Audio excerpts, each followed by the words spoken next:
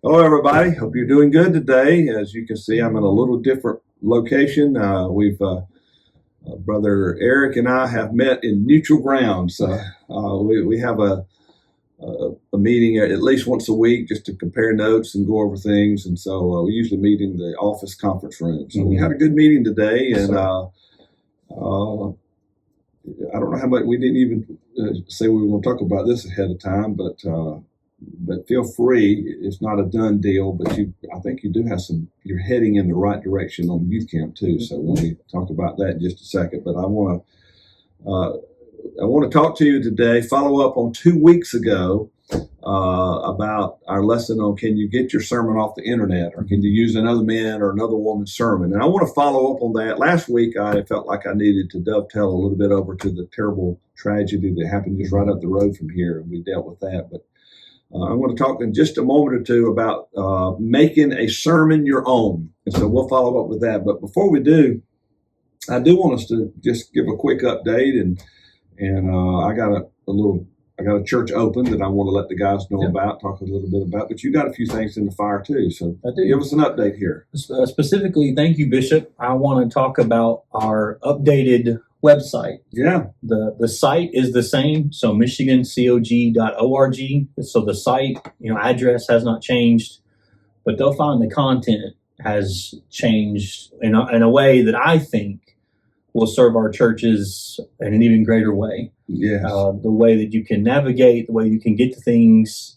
And for us, to let you behind the curtain a little bit, we're able to update things and get information out quicker than we ever have before. Bishop, it's almost real time. So we got a new vendor, I guess, is it? New vendor, that helps us to do a it. new host. Yeah, yes, that's it. That's the word for it. And by way of testimony, somebody called the office yesterday. There was a feature of the website that wasn't working. It was linked to an older site.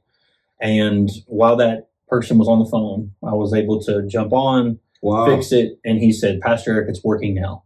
So those are the kind of things that we're excited on our end about, to make sure we don't want to just flood you with information. The information we give out is strategic, so it needs to be correct and accurate. And this website allows us to do that.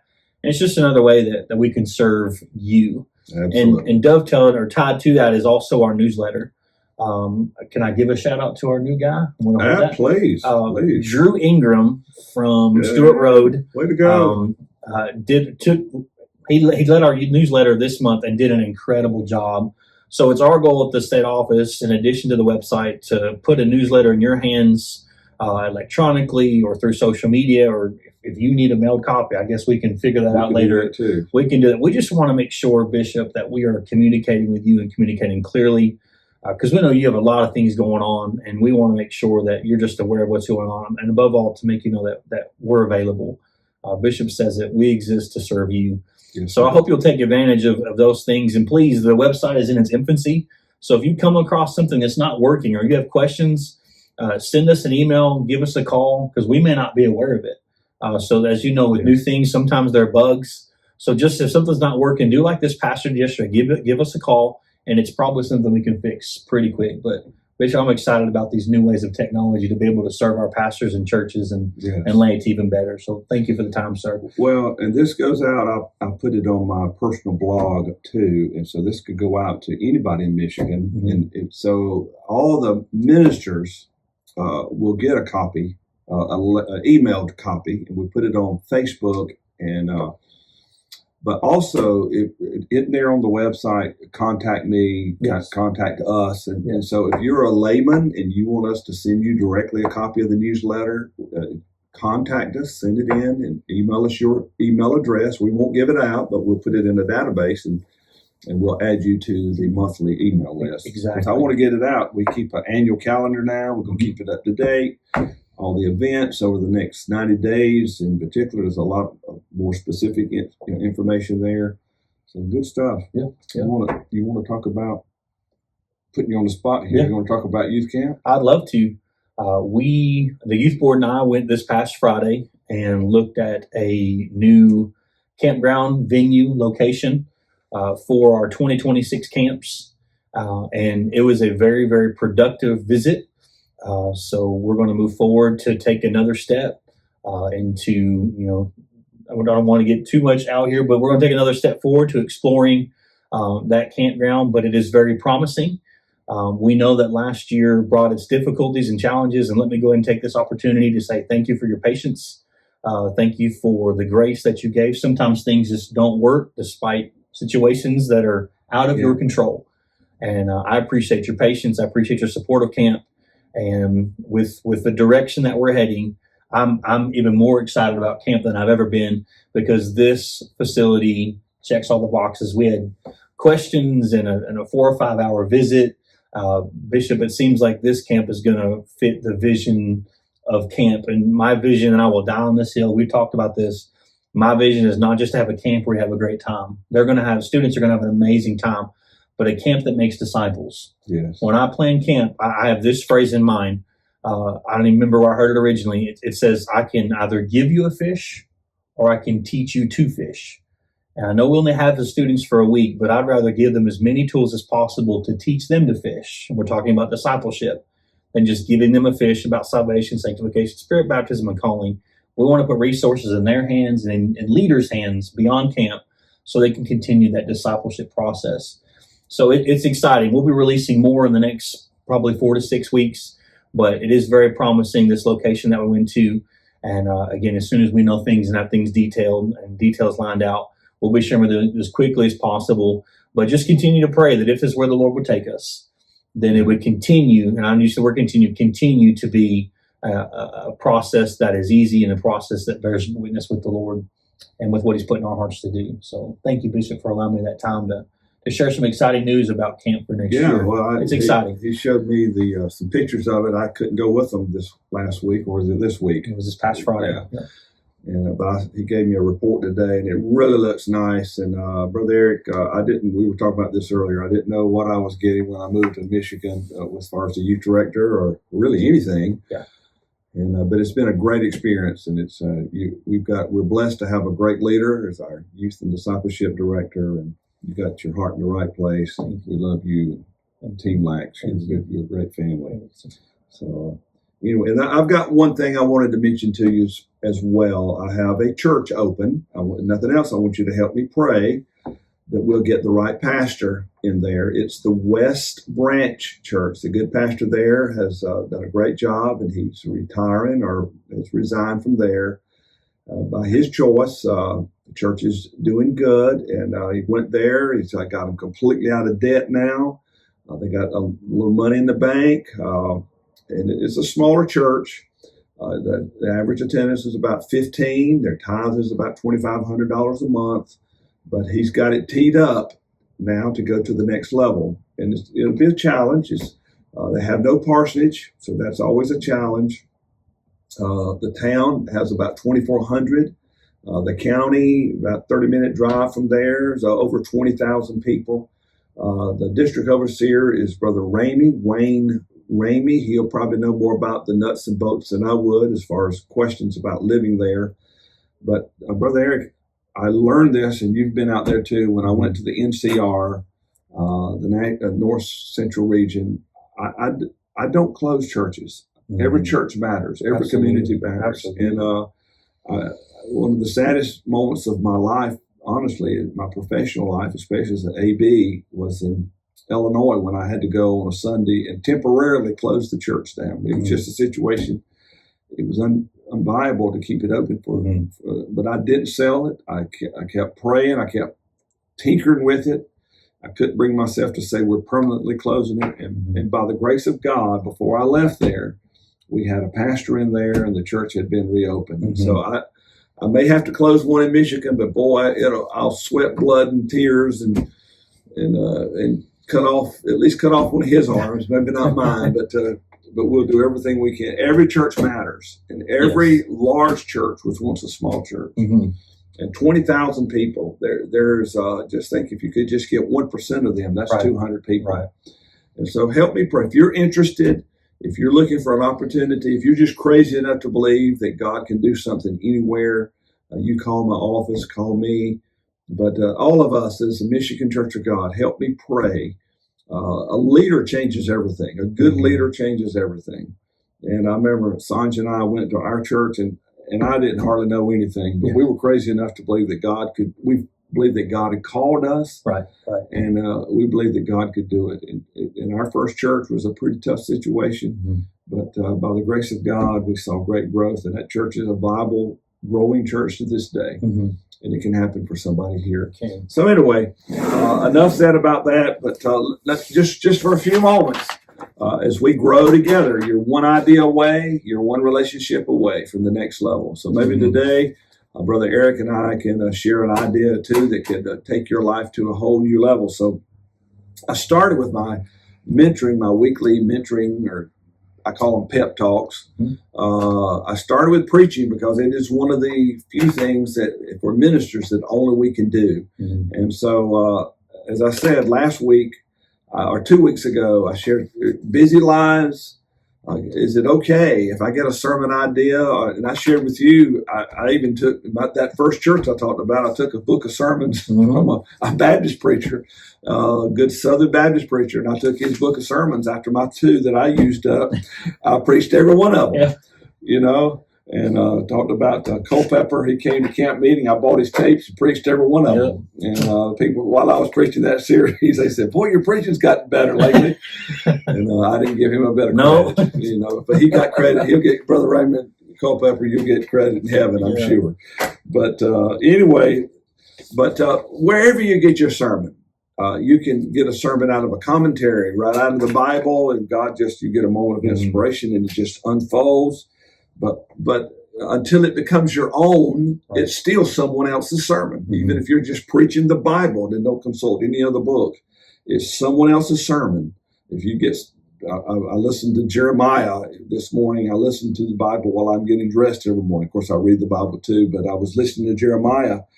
And then I thought, a good section there. But if I'd have just preached what he said, I was preaching Jeremiah's sermon. So how do you make it your own?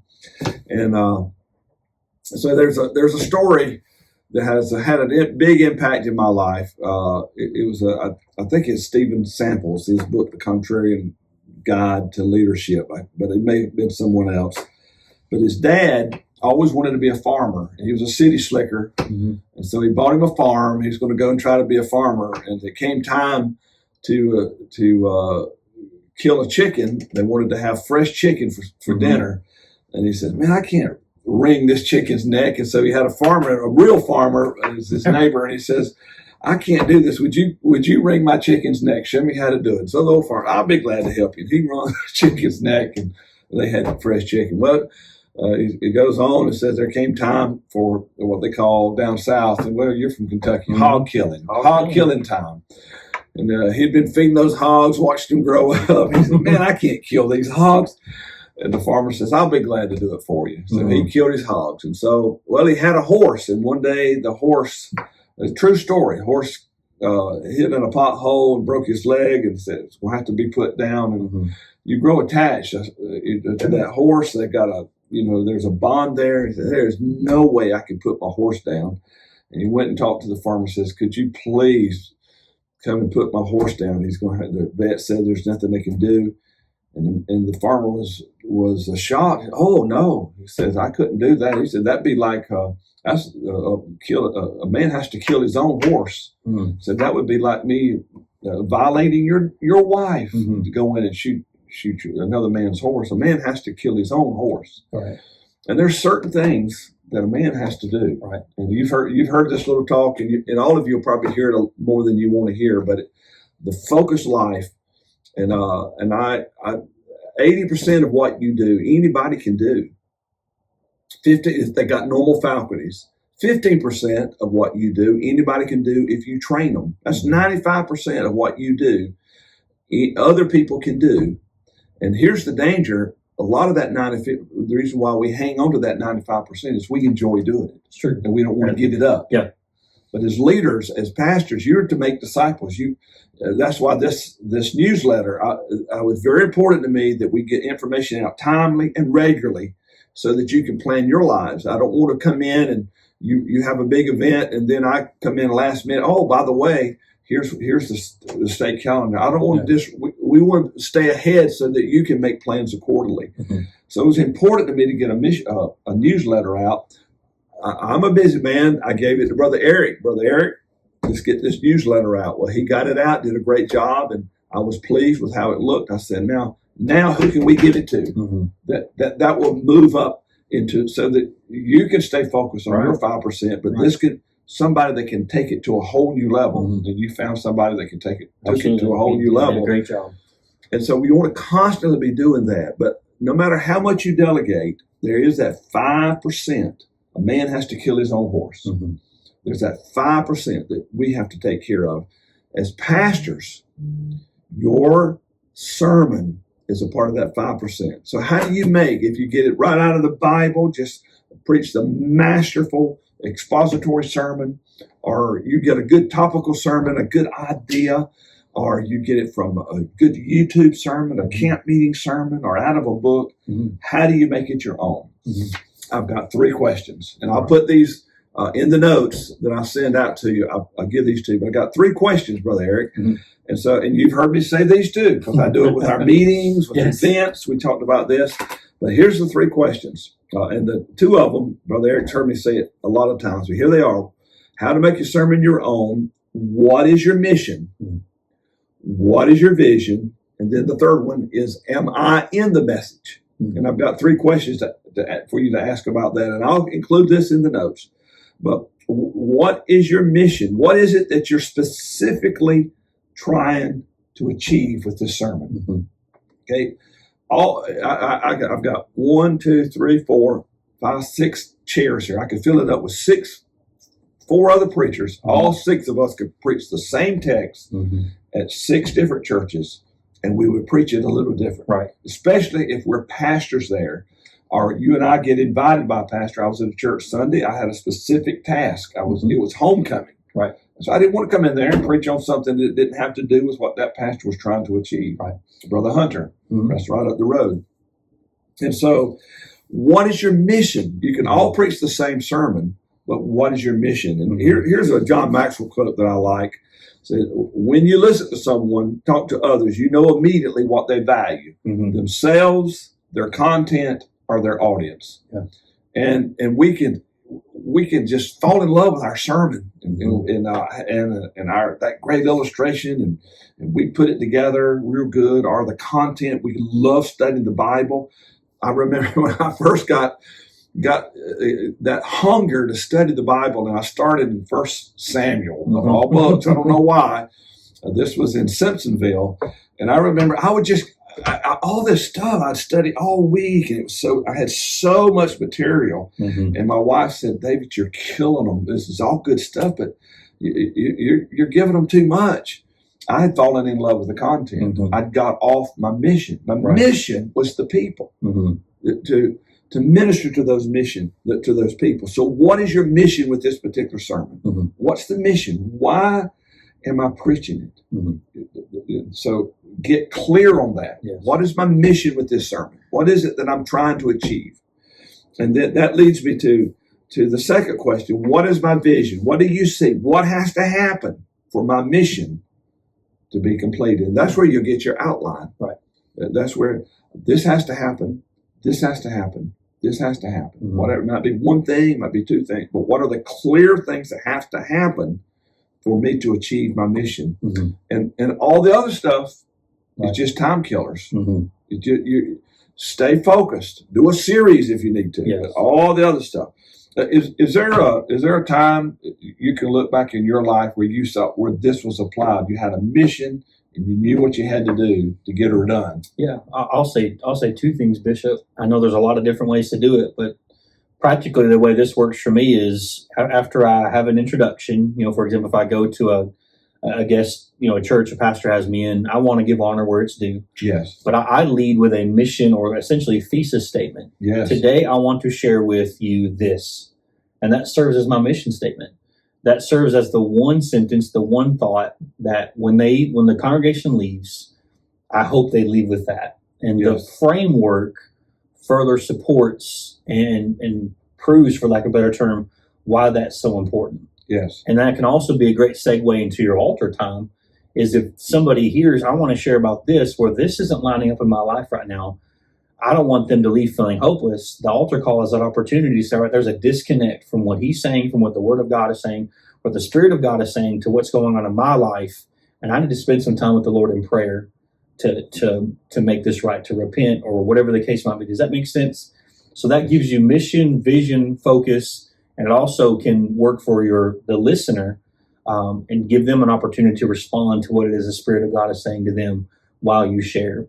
And a time where this was lived out for me was probably like many of you, was when COVID, was in quote unquote full force, and churches were not open. I don't want to say they were shut down or closed, but they were not open.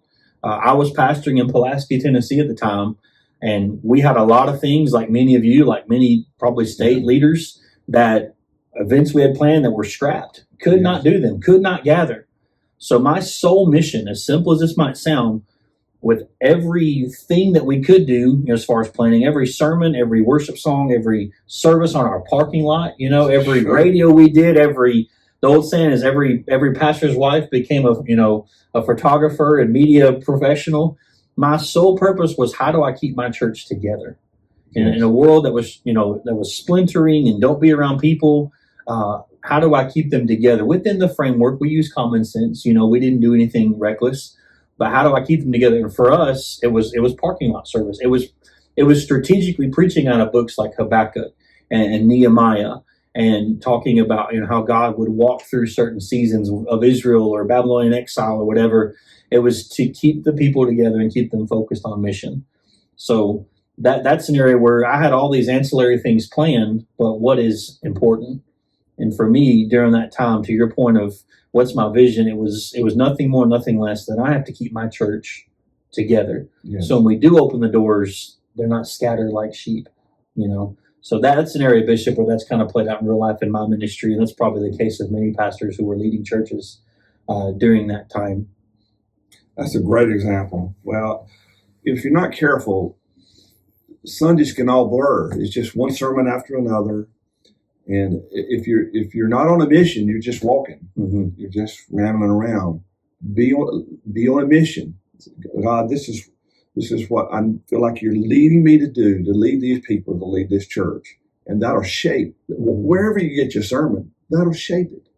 And it'll become yours. And you said something important. Take the time to know your people, to know your church, to know what they're dealing with, to know what they're going through. Yes. So you can minister specifically to the need and situation that's there. Because that shows, if you're sitting in the seat, my pastor really cares about what I'm going through. And yes. I think that resonates with everybody, certainly our laity and our people and our staff and teams. Absolutely. Well, one final question, because I believe one of my axioms at the end of the day, you are the message. And I shared that first video. You are the message at the end of the day. They watch how you live. And so ask yourself, when you get through with your sermon, am I in the message? And these are in my templates that I have when I build my sermons. So every time before I'm finished, ask yourself, is this something I know?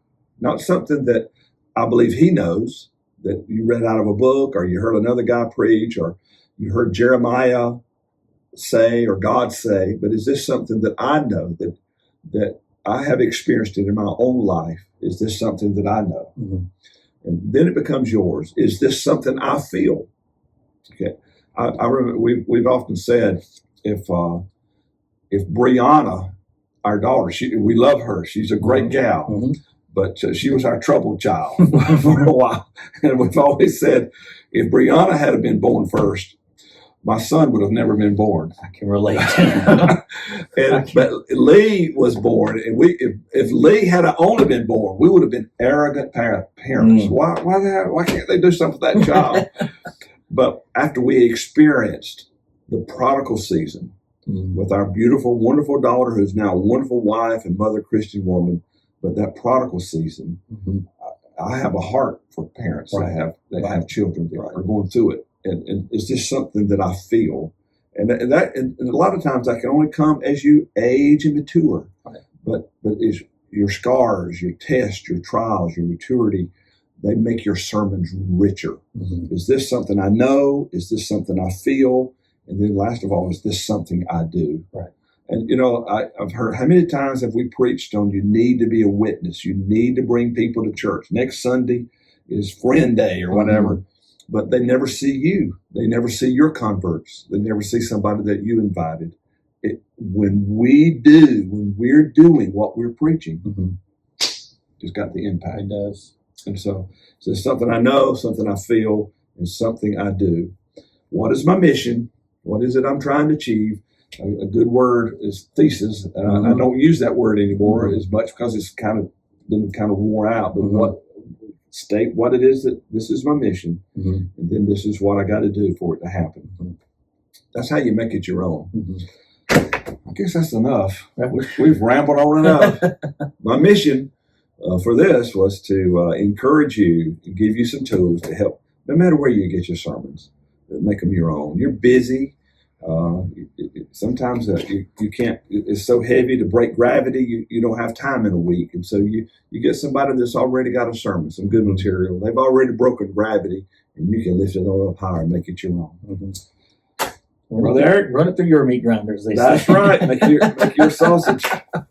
All right, Lord, go with us. Yes. Give us all a good weekend, a great Sunday, and those of us, like Brother Eric and myself, that travel, give us traveling mercy, but we can't take anything for granted. Even our people and all of us that just traveled a few miles to church, give us traveling mercy, protect our churches, anoint our pastors, and keep us in your care, all for your glory. It's in Jesus' name I pray. Amen. We love you, Michigan. Amen. God bless you.